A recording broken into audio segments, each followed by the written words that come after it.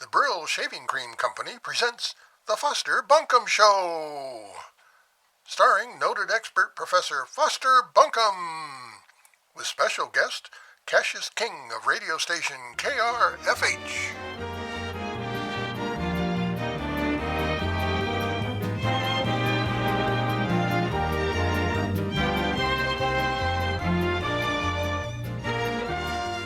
Men, for the clean, comfortable shave you've always wanted, Brill Shaving Cream has a fine and light texture that quickly surrounds and supports each bristle better than heavy cream. Your razor doesn't skid or skip when you use Brill Shaving Cream. Brill Shaving Cream available in the personal care aisle of your favorite store. Try some today. And I can tell by the smooth look of the professor's face that he shaved this morning with Brill Shaving Cream, and he's ready to start the show. So here he is, Professor Foster Bunkham.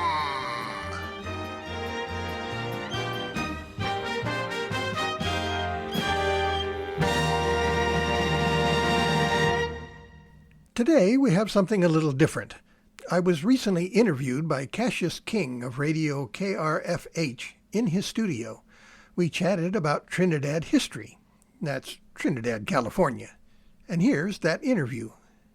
Once again, we present a fascinating story from Trinidad's past with noted expert Professor Foster Bunkham. Thank you, Cassius. It's nice to be with you again. What do you have for us today? Well, today we have a story about entertainment in Trinidad in the late 1800s. People actually had time for entertainment back then? It seems survival probably took up most of their time and energy. Well, life was hard back then, no doubt about it, but that made entertainment all the more necessary. I assume there were barn dances and such? Well, yeah, but a popular form of entertainment came in the form of Miss Cockeyed Florence. I can't say that I'm familiar with that name. Was she a singer, dancer?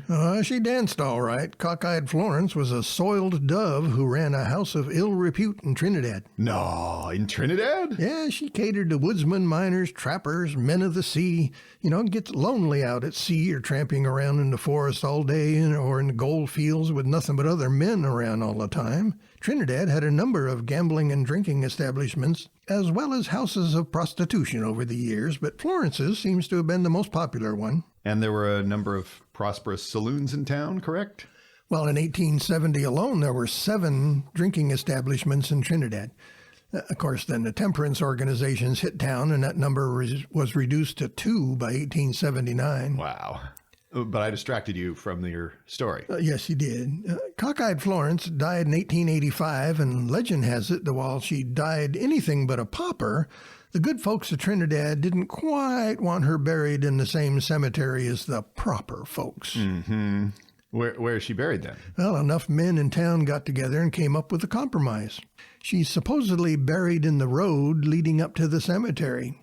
You can drive over and say hi. Get it? She's buried in the road and you can drive over. And there you have the story of Cockeyed Florence in another moment in Trinidad history. I'll be here all week. Be sure to tip your waitress. Tune in again next time for more of the Foster Bunkham Show.